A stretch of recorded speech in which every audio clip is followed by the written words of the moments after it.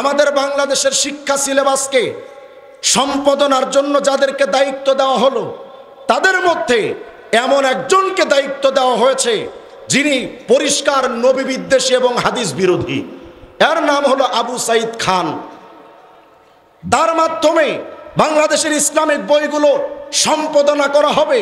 আমার বাংলাদেশের ছেলেরা, আমার সন্তানরা, পরবর্তী প্রজন্মরা সেগুলো লেখাপড়া করে এক একটা টাটকা নবী বিদ্বেষী হবে। সেই আবু সাইদ খানকে সম্পাদক বিভাগে রেখে যারা আজকে তাদেরকে সুযোগ দিচ্ছে, আমরা সুস্পষ্ট করে বলি, এমন কুখ্যাত কুলাঙ্গারদেরকে যদি অপসারণ না করেন, জুতা একটাও নিচে পড়বে না। যদি বলেন হুজুর আবু সাইদ খানের কি সমস্যা, আমি আপনাদেরকে আবু সাইদ খান সম্পর্কে তার কিছু তথ্য আপনাদের সামনে দেওয়া প্রয়োজন মনে করি। এই বইটা হলো আবু সাইদ খানের, যাকে বাংলাদেশের শিক্ষা ব্যবস্থার অন্যতম সম্পাদনার পরিষদে তাকে রাখা হয়েছে। একটা বই লিখলো আবু সাইদ খান, বইটার নাম প্রচলিত প্রকৃত ইসলাম একটি পর্যালোচনা। মূলত এই লোকটা আহলে কোরআন। তিনি বলে আমি কোরআনের সব মানি কিন্তু হাদিস মানি না। নাউজুবিল্লাহ, আসতে কয় না। দেখেন, আমি আবু সাইদ খানের কয়েকটা পয়েন্ট আপনাদেরকে বলি। আবু সাইদ খান তার এই বইটার প্রচলিত প্রকৃত ইসলাম একটি পর্যালোচনা, এই বইটার 12 নম্বর পৃষ্ঠার মধ্যে গিয়া দাবি করেছেন, কয় কেউ কোনো বাণীকে মুহাম্মদ সাল্লাল্লাহু আলাইহি এর বাণী কর্ম রীতি নীতি হিসেবে দাবি করলেও তা সত্য হিসেবে গ্রহণ করতে হবে এমন কোনো বিধান ইসলাম ধর্মে নেই। মানে নবীকে মানার কথা ইসলাম ধর্মে নেই। এরপরে আরো আশ্চর্য হবেন, সে লিখেছে এই বইটার 453 নম্বর পৃষ্ঠায়, কয় সকল কথার নির্যাস হিসেবে শেষ বিচারে কোরআনের অনুসরণ বা ইত্তেবা এবং একমাত্র কোরআনের আদেশ নিষেধ মেনে চলার কথাই বলা হয়েছে। কোরআনের বাইরে আল্লাহ রসুলের নামে লিখিত কোনো কিতাবকে অবশ্যই নয়। মানে শুধুমাত্র কোরআন মানতে হবে, এর বাইরে আর কিচ্ছু মানা যাবে না। আচ্ছা বলেন, নবীকে মানার কথা ইসলাম ধর্মে আছে না নাই? কত দলিল লাগবে আপনার? সূরা হাশরের 7 নম্বর আয়াত, ওয়ামা আতাকুমুর রাসূলু ফাখুযুহু ওয়ামা নাহাকুম আনহু ফান্তাহু। আল্লাহ বলেন আমার রাসূলের আদেশ নিষেধকে ফলো করে চলো। সূরা আলে ইমরানের 31 নম্বর আয়াত, কুল ইন কুনতুম তুহিব্বুনাল্লাহ ফাত্তাবিউনি ইউহিব্বুকুমুল্লাহ। আল্লাহ বলেন আমি আল্লাহর মহব্বত যদি পেতে চাও, ক্ষমা যদি পেতে চাও, আমার রাসূলকে মানো। সূরা আলে ইমরানের 32 নম্বর আয়াত, আল্লাহ পাক রব্বুল আলামিন বলেন কুল আতিউল্লাহ ওয়ার রাসূল ফাইন তাওয়াল্লাউ ফাইন্নাল্লাহা লা ইউহিব্বুল কাফিরিন। যারা রাসূল মানে না, আল্লাহ বলেন ওই কাফেরদের আল্লাহ পছন্দ করেন না। সহিহ বুখারী 7280 নম্বর হাদিস, কুল্লু উম্মতি ইয়াদখুলুনাল জান্নাতা ইল্লা মান আবা কিলা ওয়া মান ইয়াবা ক্বালা মান আতাআনি দাখালাল জান্নাহ ওয়া মান আসানি ফাকাদ আবা। নবী বলেন যারা আমাকে মানবে জান্নাতে যাবে, যারা মানবে না জাহান্নামে যাবে। কত আয়াত আর হাদিস আপনাদেরকে দরকার। এত আয়াত আর হাদিস থাকার পরও যে আবু সাইদ খানেরা আমার রসুলের সুন্নাহ মানতে চায় না, হাদিস মানতে চায় না, তাদেরকে যদি এই অন্তর্বর্তীকালীন সরকারের বাংলাদেশের শিক্ষা ব্যবস্থার সম্পাদনা মণ্ডলীতে যদি রাখা হয়, মুসলমান যদি গর্জে ওঠে, একটার উপরে চামড়া রাখবে না।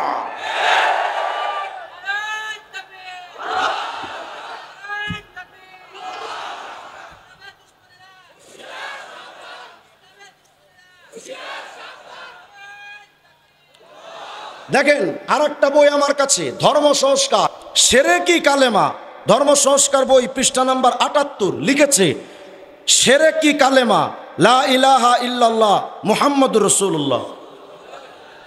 এই কালেমাটা শিরকি কালেমা। কেন? লা ইলাহা ইল্লাল্লাহর পরে মুহাম্মাদুর রাসূলুল্লাহ অংশ আছে, তো শিরিক হয়ে গেছে। নাউজুবিল্লাহ, আসতে বলেন আপনারা। বলেন এরা কি মুসলমান না টাটকা বেঈমান? বলেন মুসলমান না বেঈমান? আরো আশ্চর্য হবেন, দেখেন এই জালেম তার এই বইটার 148 নম্বর পৃষ্ঠার মধ্যে লিখেছে মূলত মহানবীর নামে লিখিত হাদিস ফেকাদির অধিকাংশই মিথ্যা, ভুল, যুক্তিহীন, ভিত্তিহীন, বাস্তব ও কোরআন বিবর্জিত ও বিরুদ্ধ। বলেন এরা কি মুসলমান হতে পারে? আচ্ছা বলেন তো আমাদের কেবলা কোন দিকে? পশ্চিম দিকে যে আমাদের কেবলা, কারণ কি? বাইতুল্লাহ ওখানে আছে বলে। কথা কয় না? কাবা শরীফের নাম কি? বলেন না, বলেন না, কি নাম? বাইতুল্লাহ। কাবা শরীফ যে আল্লাহর ঘর, এ ব্যাপারে কারো কোনো সন্দেহ থাকতে পারে? সন্দেহ থাকতে পারে? কত আয়াত লাগবে আপনার? সূরা বাকারার 125 নম্বর আয়াত, সূরা হজের 26 নম্বর আয়াত, সূরা নূহের 28 নম্বর আয়াত, সব জায়গায় আল্লাহ বলেন ওয়াতানতাহিরা বাইতিয়া লিত্তাইফিনা ওয়াল আকিফিনা ওয়ার রুকাইস সুজুদ। আল্লাহ বলেন ইব্রাহিম আর ইসমাইল, আমার ঘর এই কাবাকে তোমরা পবিত্র করো। তাহলে কাবা শরীফকে নিজের ঘর বলেছেন যিনি, তিনি কে? বলে না তিনি কে? আল্লাহর ঘর যে কাবা, এ ব্যাপারে কোনো মুসলমানের সন্দেহ থাকতে পারে? এই আবু সাইদ খানের দোস্ত মজবাসার তার এই ধর্ম সংস্কার নামক বইয়ের 259 নম্বর পৃষ্ঠার মধ্যে দাবি করেছে, কয় কাবা আল্লাহর ঘর নয়। মুসলমান? এরা কি মুসলমান? বলেন মুসলমান হতে পারে? আমরা যে নামাজ পড়বো কোন দিকে ফিরে? বাইতুল্লাহর দিকে ফিরে নামাজ পড়া জরুরি কিনা? যদি কেউ বাইতুল্লাহর দিকে ফিরে নামাজ আদায় না করে তার নামাজ হবে? হবে নামাজ? দেখেন ধর্ম সংস্কার নামক বইয়ের আবু সাইদ খানের বন্ধু মজবাসার লিখেছে 160 নম্বর পৃষ্ঠায়, কয় কাবার দিকে ফিরে নামাজ আদায় করা হুকুম তো আল্লাহর। সূরা বাকারা 149 নম্বর আয়াত, ওমিন হাইতু খরাজতা ফাওয়াল্লি ওয়াজহাকা শাতরাল মসজিদিল হারাম। কাবার দিকে ফিরে নামাজ আদায় করার হুকুম তো আল্লাহর। কিন্তু এই জালেম তারা লিখে নামাজ বা পাপ পুণ্য কর্মের কোনো দিক বা প্রচলিত কিবলার উপর নির্ভর করে না, বাধ্যবাধকতাও নেই। মানে নামাজের জন্য কাবা এটা জরুরি নয়। অতএব যে কোনো লোক বা জামাত যে কোনো সময় যে কোনো দিকে ফিরে নামাজ আদায় করায় কোরআন গ্রন্থে কোনো বাধা নিষেধ নেই।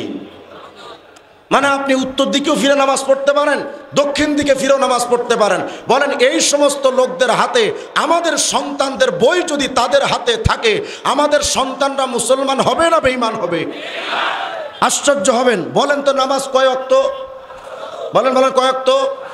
নামাজ 5 ওয়াক্ত। এ ব্যাপারে কোনো সন্দেহ থাকতে পারে? আবু সাইদ খান, যাকে আমাদের বাংলাদেশের শিক্ষা কারিকুলামে সম্পাদনা মণ্ডলীর মধ্যে যাকে রাখা হয়েছে, তাদেরই মতাদর্শ এবং মতবাদ হলো নামাজ 5 ওয়াক্ত কোরআন বিরোধী। দেখেন এই বইটার মধ্যে লিখেছে 278 নম্বর পৃষ্ঠা, কয় কোরআনে মাত্র 3 ওয়াক্ত সালাত, কোরআনে সকাল সন্ধ্যা 2 ও তাহাজ্জুদ অতিরিক্ত 1, মোট 3 ওয়াক্ত সালাত ব্যতীত অসংখ্য ওয়াক্ত সালাত কোরআন বিরুদ্ধ। মানে 3 ওয়াক্তের বেশি নামাজ এগুলো নাকি কোরআন বিরোধী। আমি জানতে চাই 5 ওয়াক্ত নামাজের দলিল আছে না নাই? গত কয়েকদিন আগে শুনলাম মাঝভান্ডারির একজন মুরিদ গান বানাইছে, কয় 5 ওয়াক্ত নামাজের কথা লেখা নাই ভাই কোরআনে প্রমাণে, মারেফতের নামাজের ভেদ কয়জনে জানে। কয় 5 ওয়াক্ত নামাজ নাকি কোরআনে নাই। আচ্ছা, এখন যদি আমি হাদিস দিয়ে আহলে কোরআনদের দলিল দেই, তারা তো আমার কথা বিশ্বাস করবে না, কারণ তারা তো হাদিস মানে না। কিন্তু আমার কথা হলো, কোরআন শরীফে যদি 5 ওয়াক্ত নামাজের দলিল আমরা আলেমরা ওলামায়ে কওমিয়া আমরা যদি দেখাতে পারি, এরপরও কোনো কুলাঙ্গার যদি 5 ওয়াক্ত নামাজ নিয়ে প্রশ্ন তোলে, ডাইরেক্ট কোনো আলোচনা হবে না, ডাইরেক্ট জুতা দিয়ে পিটানো দরকার। দেখেন তো 5 ওয়াক্ত নামাজের দলিল আছে কিনা দেখা যাক। বিরক্ত হচ্ছে না তো আপনারা? বিরক্ত হয় না? এই ফিতনা খুব তাড়াতাড়ি আপনাদের দিকে আসবে, বুঝেন না? রাষ্ট্রীয় পর্যায়ে এত গুরুত্বপূর্ণ পর্যায়ে যে আহলে কোরআনরা চলে গেছে, তারা পরশা আসতে বেশি সময় নেবে না। আমরা সময়ে সময়ে ভালোই ভালোই বলি, শাপলার চত্বরের মানুষ যারা, আমরা শাপলার চত্বর গিয়ে শহীদ হতে শিখেছি, আমরা মোদি বিরোধী আন্দোলনে যারা রক্ত দিতে শিখেছি, আমাদের সাথে যদি আহলে কোরআনদেরকে এত গুরুত্বপূর্ণ পদ দিয়া যদি আমাদের সাথে মস্কারি করেন, মুসলমানরা যদি আবার একটা ডাক দেয়, কেউ টিকতে পারবে না বাংলাদেশে।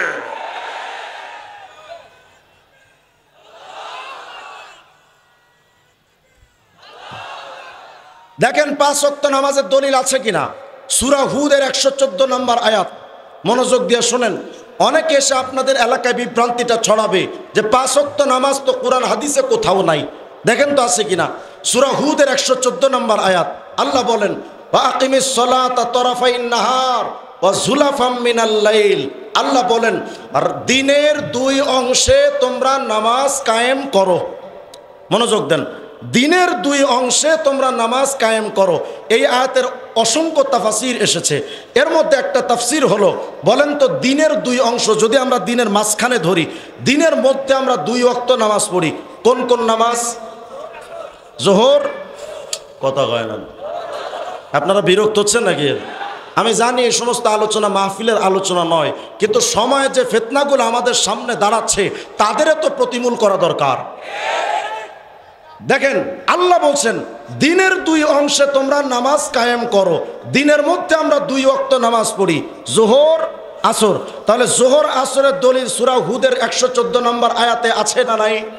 আচ্ছা, সূরা হুদের 114 নম্বর আয়াতে আল্লাহ আবার বলেন আকিমিস সালাতা তরফাইন নাহার, দিনের 2 অংশে নামাজ পড়ো, ওয়া জুলাফাম মিনাল লাইল, রাতের প্রান্ত ভাগে মানে সন্ধ্যার সময় শুরু লগ্নে নামাজ কায়েম করো। তো রাতের শুরুতে আমরা যে নামাজ পড়ি কোন নামাজ? কথা হয় না। তাহলে আমরা নামাজ পেলাম কয় ওয়াক্ত? জোহর, আসর, মাগরিব। এই 3 ওয়াক্ত নামাজের দলিল সূরা হুদের 114 নম্বর আয়াতে আছে না নাই? আচ্ছা, এবার চলেন সূরা নূরের 58 নম্বর আয়াত। আল্লাহ বলেন ইয়া আইয়ুহাল্লাযীনা আমানু লিয়াস্তাযিনকুমুল্লাযীনা মালাকাত আইমানুকুম ওয়াল্লাযীনা লাম ইয়াবলুগুল হুলুমা মিনকুম সালাসা মাররাত। মনোযোগ দেন, এখন থেকে আয়াতের এই অংশ থেকে পরে যেটা শুনবেন আয়াতের অর্থ করা লাগবে না, আপনারা এমনিই বুঝবেন। আল্লাহ বলেন মিন বাদি সালাতিল ফজর, মিন বাদি সালাতিল ফজর কোন নামাজ? কথা কয় না। আগের আয়াতে আমরা পেয়েছিলাম কয় ওয়াক্ত? জোহর, আসর, মাগরিব, বাকি ছিল এশা এবং ফজর। সূরা নূরের 58 নম্বর আয়াতে আল্লাহ বলেন মিন বাদি সালাতিল ফজর কোন নামাজ? তাহলে ফজর পেলাম তো, বাকি আছে কোন নামাজ? বলেন না কোন নামাজ? আচ্ছা, এই সূরা নূরের 58 নম্বর আয়াতে আল্লাহ বলেন ওয়া মিন বাদি সালাতিল ইশা। কত কয় না? কোন নামাজ? এখন বলেন কোন নামাজ বাকি আছে? 5 ওয়াক্ত নামাজ আছে তো? কোন নামাজ বাকি আছে? শুধু বাকি আছে আহলে কোরআন আর ভণ্ডদের জুতা দিয়ে পিটানো। এখন যদি আপনি বলেন যে হুজুর 5 ওয়াক্ত নামাজের দলিল তো আপনি 2 আয়াত থেকে দিলেন, একই আয়াতের মধ্যে 5 ওয়াক্ত নামাজের দলিল কি নাই? হ্যাঁ, সেটাও আছে। আলহামদুলিল্লাহ বলেন। হ্যাঁ, সেটাও আছে। দলিল কোথায়? সূরা ইসরার 78 নম্বর আয়াত আল্লাহ বলেন আকিমিস সালাতা লিদুলুকিশ শামসি ইলা গাসাকিল লাইল ওয়া কুরআনাল ফজর। এই আয়াতের মধ্যে 5 ওয়াক্ত নামাজ আছে, কিন্তু বুঝে তারা, কোরআন নিয়ে গবেষণা করে যারা, বুঝে না তারা, কোরআন কোনোদিন খুলে দেখেনি যারা। দেখেন 5 ওয়াক্ত নামাজ কিভাবে। আল্লাহ বলেন আকিমিস সালাতা লিদুলুকিশ শামসি, সূর্য যখন ঢলে যাবে তখন নামাজ কায়েম করো। এখন দেখি আমরা সূর্য কয়বার ঢলে। এই যে মনে করেন পূর্ব দিগন্ত থেকে সূর্যটা উঠলো, উঠে এটা পশ্চিম দিগন্তে ডুববে, তো পূর্ব দিগন্ত থেকে উঠে একেবারে মাথা বরাবর আসবে না?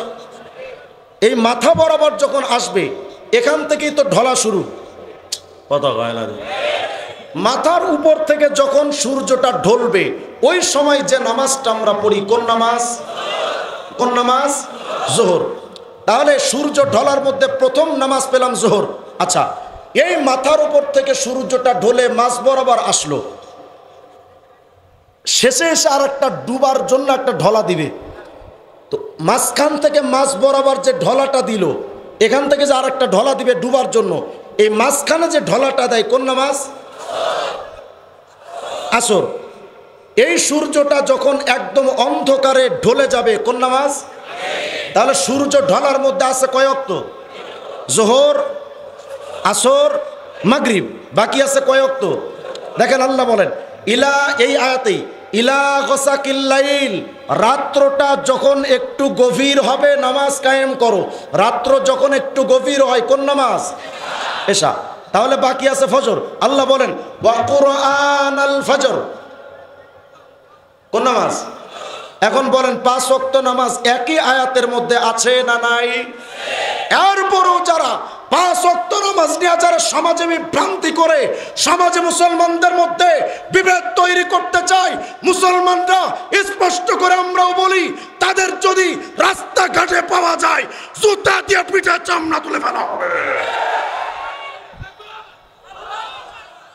আমার ইসলাম নিয়ে তোমরা ফাইজলামি করবে, হাদিস নিয়ে তোমরা বিকৃতি ঘটাবে, কোরআন আয়াত নিয়ে ইসলামের বিধান নিয়ে তোমরা বিকৃতি ঘটাবে, এটা তো হতে পারে না। নাস্তিক্যবাদ আজকে ইসলামকে উঠিয়ে দিতে চায়। সাত তবক জমিন আসমানে মালিককে বলে না কে? জমিন থেকে আসমান পর্যন্ত এত বিরাট, তথ্য দিয়েছিলাম। এক তবক জমিন আসমান যদি এত বড় হয়, 7 তবক জমিন আসমান তো বিরাট। এখন যদি সরওয়ারে দো আলমকে প্রশ্ন করেন, পয়গম্বর 7 তবক জমিন আসমান যদি এত বড় হয়, ওই তুলনায় তো আমরা মানব জাতি অত্যন্ত ক্ষুদ্র, বড় ছোট। ও পয়গম্বর, এত বিরাট আসমান জমিনে আমাদের তো অস্তিত্বই খুঁজে পাওয়া যাবে না। আল্লাহর নবী আমার বলেন, আল মুস্তাদরাক আলা সহিহাইন লিল হাকিম 155 নম্বর হাদিসে পয়গম্বর বলেন, ফাইন্নাস সামাওয়াতি ওয়াল আরদা ওয়া মা ফিহিন্না লাউ উদিয়াত ফি কিফাতিল মিজান ওয়া উদিয়াত লা ইলাহা ইল্লাল্লাহ ফিল কিফাতিল উখরা কানাত আরজাহা মিনহুমা। নবী আমার বলেন, শোনো রে, 7 তবক জমিন আসমানটা যত বড়, 7 তবক জমিন আসমানটারে যদি একত্রিত কইরা মিজানের একটা পাল্লাই যদি ঢুকায়া দাও, আর জবান দিয়া যদি শুধু একবার কালেমা তৈয়বা লা ইলাহা ইল্লাল্লাহ এই কালেমাটা যদি একটা বার পড়ো, 7 তবক জমিন আসমানের পাল্লাটা হালকা, তোমার একবার কালেমার জিকিরের নেকের পাল্লা ভারী হয়ে যাবে। মনোযোগ যদি থাকে তো মুমিন জবাব দেন, জমিন আসমানের মাঝের টোটালি খালি জায়গাটা নেকি দিয়া ভরবে। কি বললে? পুরা দুনিয়া বিক্রি করার চাইতে মূল্যবান নেকি হবে জানো? কি বললে? 7 তবক জমিন আসমানের চাইতে ভারী নেকি হবে কোন কালেমার জিকিরে? আচ্ছা, এতই 1 তবক জমিন আর 7 তবক জমিন আসমানের হিসাব দিলাম। এবার চলেন তো দেখি, দেখা যাক মিজানের পাল্লাটা কত বড়। ইবনে রজব হাম্বলি রহিমাহুল্লাহর কিতাব জামিউল উলুম ওয়াল হিকাম খণ্ড 2 পৃষ্ঠা 18, আল্লাহর নবীর সাহাবী হযরতে সালমান আল ফারসি বলেন, শুনো, মিজানের একটা পাল্লা এত বড়, ইউদাউল মিজানু ইয়াউমাল কিয়ামা ফালাউ উযিনা ফিহি সামাওয়াতু ওয়াল আরদু লাওয়াসিয়াত। আরে 7 তবক জমিন আসমান টোটালটারে যদি একত্রিত করার পর মিজানের একটা পাল্লাই যদি ঢোকায় দাও, মিজানের একটা পাল্লা এত বড়, 7 তবক জমিন আসমান ঢুকে যাবে, কিন্তু মিজানের পাল্লার একটা পাল্লারও পেট ভরবে না। আল্লাহু আকবার। কল্পনা করেন তাহলে মিজানের পাল্লা কত বিরাট। এখন প্রশ্ন হলো যে, তাও বুঝলাম মিজানের পাল্লা এত বড়, 7 তবক জমিন আসমান দিলেও যে মিজানের পাল্লাটা ভরে না, আমার মতো ক্ষুদ্র মানুষের নেকির আমল যদি ওই পাল্লাই দেওয়া হয়, ও তো খুঁজেই পাওয়া যাবে না। আর আমরা আমল তো করি মাশাআল্লাহ বিরাট আমল, 55 বছর আকিস বিড়ি, কত পায়, এরপরে 60 বছরে গিয়া কোন রকম তাবলিগে চরমনায় গিয়া একটু আমল টামল করে, এই তো 7 তবক জমিন আসমান দিলেও যে মিজানের পাল্লাটা ভরে না, আমাদের মতো ক্ষুদ্র মানুষের আমল দিলে তো ওই পাল্লাই খুঁজেই পাওয়া যাবে না। তাইলে আমল কইরা লাভ কি? আল্লামা সৈয়দ মাহমুদ বাগদাদি আলুসি রাহিমাহুল্লাহর কিতাব তাফসীরে রুহুল মাআনির ভিতরে 17 নম্বর খণ্ডে 54 পৃষ্ঠার বর্ণনা, হযরতে দাউদ নবী একদিন আল্লাহকে বলেন, ও রব, মিজানের পাল্লাটা যদি এত বড় হয়, ইয়া ইলাহি মানিল্লাযী ইয়াকদিরু আইয়ামলা কিফাতাহু হাসানাত, আল্লাহ মিজানের পাল্লা যদি এত বড় হয়, এমন কোন নেককার আছে যার নেকি দিয়া মিজানের পাল্লার মতো এত বিরাট পাল্লা ভরে যাবে? এমন নেককার তো আমি দাউদ নবীর চোখে টোকে পড়ে না। এত বড় নেককার আল্লাহ কই? আমাদের নবী বলেন, হ্যাঁ, এত বড় নেককার আমার উম্মতের মাঝে এই পরশার মাহফিলের ভেতরেও আছে। আস্তে কোন সুবহানাল্লাহ। আল্লাহর নবীরা প্রশ্ন করেন, পয়গম্বর এত বড় নেককার তিনি কে? আল জামিউ সগীর লিসসুয়ুতি 4619 নম্বর হাদিসে পয়গম্বর বলেন, 7 তবক জমিন আসমান দিলে যে মিজানের পাল্লাটা ভরবে না। ওয়া সুবহানাল্লাহ তামলাউ নিসফাল মিজান। আমার নবী আমার বলেন, আমার কোন উম্মত যদি তার জবানটা দিয়া শুধুমাত্র 1 সেকেন্ড সময় নিয়া শুধু একটা বার সুবহানাল্লাহ যদি কয়, পুরা মিজানের পাল্লার অর্ধেকটা পাল্লা নেকি দ্বারা ভরে যায়। বলবেন হুজুর মিজানের পাল্লা তো অর্ধেক ভরেছে, পুরাটা তো ভরে নাই। নবী আমার বলেন তাও ভরবে। কি বললে? আল্লাহর নবী বলেন ওয়ালহামদুলিল্লাহ তামলাউল মিজান। 7 তবক জমিন আসমান দিলে যেই পাল্লাটা ভরে না, আমার কোন উম্মত যদি একবার শুধু আলহামদুলিল্লাহ যদি কয়, পুরা মিজানের পাল্লাটা নেকি দ্বারা ভরে যায়। মনোযোগ যদি থাকে তো মুমিন জবাব দেন। জমিন আসমানের মাঝে টোটালি খালি জায়গাটা নেকি দ্বারা ভরে যাবে। কি বললে? বলেন বলেন কি বললে? ওরা মিজান দুনিয়া বিক্রি করা চাইতে মূল্যবান নেকি হবে জানো? কি বললে? 7 তবক জমিন আসমানের চাইতে ভারী নেকি হবে কোন কালেমার জিকিরে? পুরা মিজানের পাল্লার অর্ধেকটা ভরে যাবে। কি বললে? পুরা মিজানের পাল্লাটা নেকি দ্বারা ভরে যাবে। কি বললে? তাহলে একবার আওয়াজ দেয়া বলেন না আলহামদুলিল্লাহ।